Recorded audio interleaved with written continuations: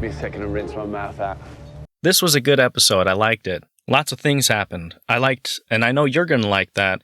It was, we're on the severed floor. We were out of the severed floor. Innie, outie. Oh, yes. Good stuff. So I thought what we could do is just go through each of the characters, what they did, and then kind of give our thoughts about it. What do you think, Chris? What a brilliant idea, Steve. Let's do that.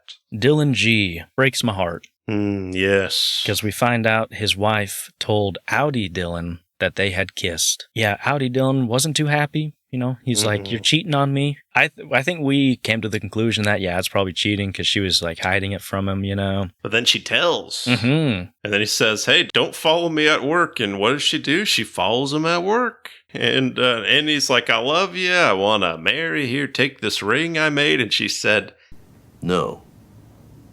No, man.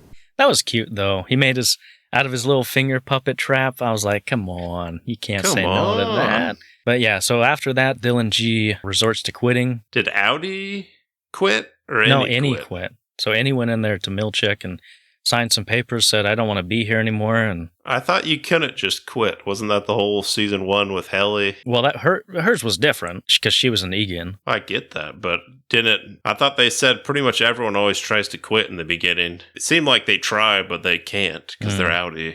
I think his Outie will probably just be like, yeah, then I quit. We got Irving and Burt. Yes. I thought Burt was going to tell him to think about the rabbits, if you know what I mean. I did too. I thought there's something that train was going to blow. Yeah. I don't think this is the end of Irving. I hope it's not the end of him. It's kind of positioned that way. He'll come back. He'll come back the season finale, won't he, Chris? Oh, of course he'll bloody come back. Yeah, but we do learn from Burt that he was basically a hitman. Or a goon, you know, just would drive people out to the fields. And then it kind of hinted that he would get severed, take him out, get severed again, you know, to forget about that. That's what I interpreted it as. Or maybe he got severed a couple times. Maybe they severed him a long time ago. Because remember he said like it was 20 years ago that he first got severed. So he was probably a hitman for them.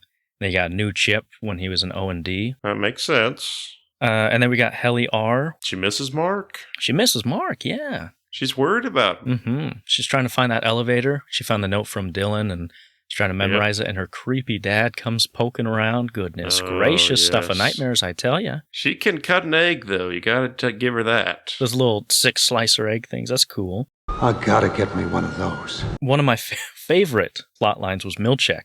Devour. Feculence. Feculence. What a line, though, am I right? I know. I wrote that down. He tells Drummond, just back up, man. This ain't my job. Like, what are you freaking out for me? This is your problem here, buddy. He stood up for himself, and I'm standing there like, yeah, you get him, Mill. Yeah, do it, Seth, you know. Yeah, do it.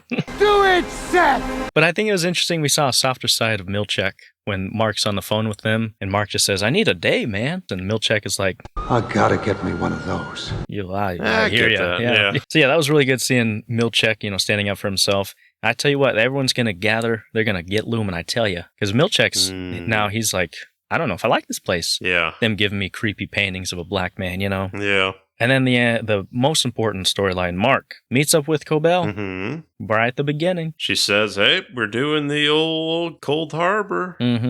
Gemma's alive, but if you finish this, she's dead. Yep. They go to a Lumon cabin where Devin had her baby. And they get to speak to Innie Mark. Leaves another cliffhanger. But I had a question for you, Chris. Yes. At the beginning of the day, Mark and his sister and Cobel meet at some snowy area, right? Sure. And then they say, hey, we got to wait till dark to go to this cabin. Did they just sit around for like 9 hours? I think so. Just hanging out, waiting for the sun to go down. Just watching the waves? Why not? Just thought that was funny? Sure. Hilarious. Ha ha ha. Very good. I'm glad you got the joke, Chris. But yeah, this episode was good. I like it. And I like it set up the pieces for the next episode. Just jazzed about it, man. I'm looking forward to it. Can't wait for that cliffhanger that's going to come up. Thanks for watching these highlights of our episode of the Stale Popcorn Podcast. If you want to listen to the full episode, check out the links in the description. Please like, share, and subscribe. And if you do that with your favorite YouTuber, I'm sure they would appreciate it too.